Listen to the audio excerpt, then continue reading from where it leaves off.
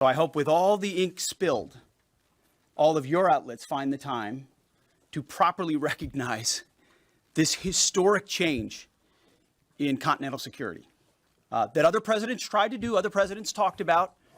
President Trump accomplished it. It's a huge deal. You see, we're here this morning because in hunting for scandals all the time, in trying to find wedges and spin stories, this press corps and the press corps miss historic moments. You miss historic moments like 5% at NATO. Searching for scandals, you miss historic moments like recruiting at the Pentagon. Historic levels in the Army, the Air Force, and the Navy. Yeah, maybe there'll be a little mention here or there, but because it was under President Trump's leadership, because Americans are responding to him as commander-in-chief, the press corps doesn't want to write about him. I want to read some of the assessments that have been provided, because whether it's fake news, CNN, MSNBC, or the New York Times, there's been fawning coverage of a preliminary assessment. I've had a chance to read it. Every outlet has breathlessly reported on a preliminary assessment from DIA. I'm looking at it right now. Again, it was preliminary, a day and a half after the actual strike, when it admits itself in writing that it requires weeks to accumulate the necessary data to make such an assessment. It's preliminary. It points out that it's not been coordinated with the intelligence community at all. There's low confidence in this particular report. It says in the report there are gaps in the information. It says in the report multiple linchpin assumptions are what this assessment, a linchpin assumption, you know what that is? That means your entire premise is predicated on a linchpin. If you're wrong, everything else is wrong.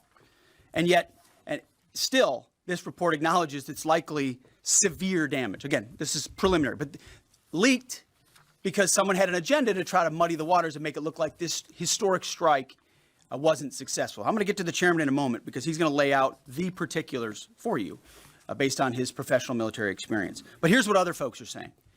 The DIA that put that report out says this is a preliminary low confidence report and will continue to be refined as additional intelligence becomes available. How about the Israeli Atomic Energy Commission?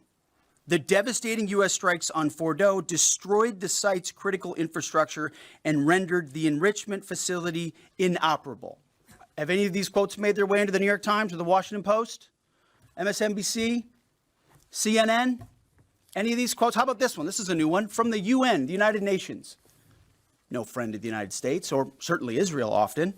Here's the head of the UN Atomic Energy Agency this morning, Rafael Grossi. U.S. and Israeli strikes caused enormous damage to Iran's nuclear sites. Don't take my word for it. How about the IDF's chief of staff?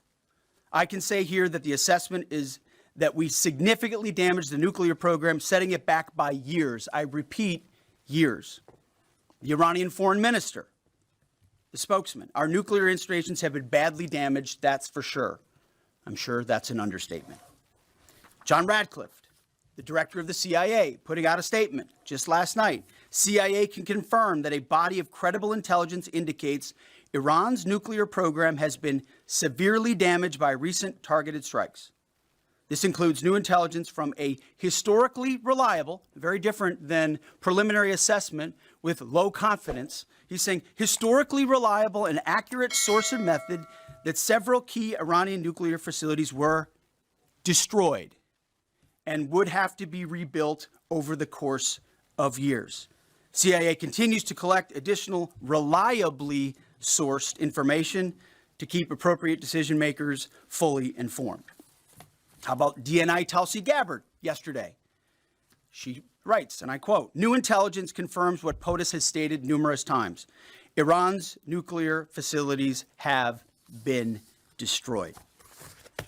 Institute for Science and International Security President David Albright, overall, Israel and U.S. attacks have effectively destroyed Iran's centrifuge enrichment program. Time and time again, I can go down the list, those that understand, those that see, those that do proper assessments recognize that what the United States military did was historic. Because you, and I mean specifically you, the press, specifically you, the press corps, because you, cheer against Trump so hard. It's like in your DNA and in your blood to cheer against Trump because you want him not to be successful so bad. You have to cheer against the efficacy of these strikes. You have to hope maybe they weren't effective. Maybe the way the Trump administration has represented them isn't true. So let's take half-truths, spun information, leaked information, and then spin it. Spin it in every way we can to try to cause doubt and manipulate the public mind over whether or not our brave pilots were successful. How many stories have been written about how hard it is to, I don't know, fly a plane for 36 hours? Has MSNBC done that story? Has Fox? Have we done the story how hard that is? Have we done it 2 or 3 times so that American people understand? How about how difficult it is to shoot a drone from an F-15 or 16 or F-22 or F-35? Or what it's like to man a Patriot battery? Or how hard it is to refuel midair? Giving the American people an understanding of how complex and sophisticated this mission really was. There are so many aspects of what our brave men and women did that because of the hatred of this press corps are undermined because your people are trying to leak and spin that it wasn't successful. It's irresponsible. And folks in this room are privy to that information because of the proximity here in the Pentagon. It's an important responsibility. And time again, classified information is leaked or peddled for political purposes to try to make the president look bad. And what's really happening is you're undermining the success of incredible B-2 pilots and incredible F-35 pilots and incredible refuelers and incredible air defenders who accomplished their mission, set back a nuclear program in ways that other presidents would have dreamed. How about we celebrate that? General, on Sunday you said final battle damage will take some time. And you also said, I think BDA is still pending, and it would be way too early for me to comment on what may or may not still be there at the nuclear facility. So that was just over 3 days ago. So what has changed? Would you use the term obliterated as well? Sure, like I said, we don't do BDA. I'll refer that to the intelligence community. And you're talking with them. I mean, what changed in the past 3 days that make you so, you know? Sir, I think I think I explained what changed. There was a great deal of irresponsible reporting based on leaks, preliminary information in low confidence. Again, when someone leaks something, they do it with an agenda. And when you leak a portion of an intelligence assessment, but just a little portion that makes it seem like maybe the strike wasn't effective, then you start a news cycle, whether it's the Washington Post or Fox News or CNN or MSNBC, you start a news cycle that starts to call into question the efficacy. No, that's why. So you bring the chairman here, who's not involved in politics. He doesn't do politics. That's my lane to understand and translate and talk about those types of things. So I can use the word obliterated. He could use defeat, destroyed, assess, all of those things. But ultimately, we're here to clarify what these weapons are capable of, which anyone with, two eyes, some ears, and a brain can recognize that kind of firepower with that specificity at that location and others is going to have a devastating effect. So we all recognize there will be days and weeks ahead. That's why yesterday I said, if you want to know what's going on at Fordo, you better go there and get a big shovel, because no one's under there right now. No one's under there able to assess, and everyone's using reflections of what they see. And that's why the Israelis, the Iranians, the IAEA, the UN, to a man and to a woman who recognize the capability of this weapon system, are acknowledging how destructive it's been. So that's what's changed. Just 3 or 4 days later. What changed? See, this is a point. This is how difficult it is to actually manage. You just watched a video of what this weapon is capable of.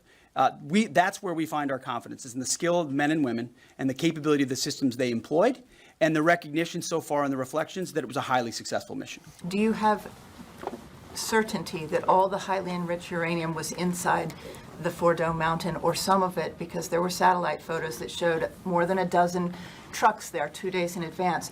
Are you certain none of that highly enriched uranium was moved? Of course, we're watching every single aspect, but Jennifer, you've been about the worst. The one who misrepresents the most intentionally what the president says. I'm familiar. Report about the ventilation shafts on Saturday night, and in fact, I was the first to describe the B-2 bombers, the refueling, the entire mission with great accuracy. So I take issue with that. I appreciate you acknowledging You that have this was the issues. first the most successful mission based on operational security that this department has done since you've been here, and I appreciate that. So Absolutely. we're looking at all aspects of intelligence and making sure we have a sense of what was where. So why not acknowledge the female pilots that also participated in this mission? The early messages that you sent out only congratulated the boys. So when I say something like our boys and bombers, see, this is the kind of thing the press does, right? Of course, the chairman mentioned a female bomber pilot. That's fantastic. She's fantastic. She's a hero. I want more female bomber pilots. I hope the men and women of our country sign up to do such brave and audacious things. But when you spin it as, because I say our boys and bombers as a common phrase, I'll keep saying things like that, whether they're men or women. I'm very proud of that female pilot, just like I'm very proud of those male pilots. And I don't care if it's a male or a female in that cockpit, and the American people don't care. But it's the obsession with race and gender in this department that's changed priorities. We don't do that anymore. We don't play your little games.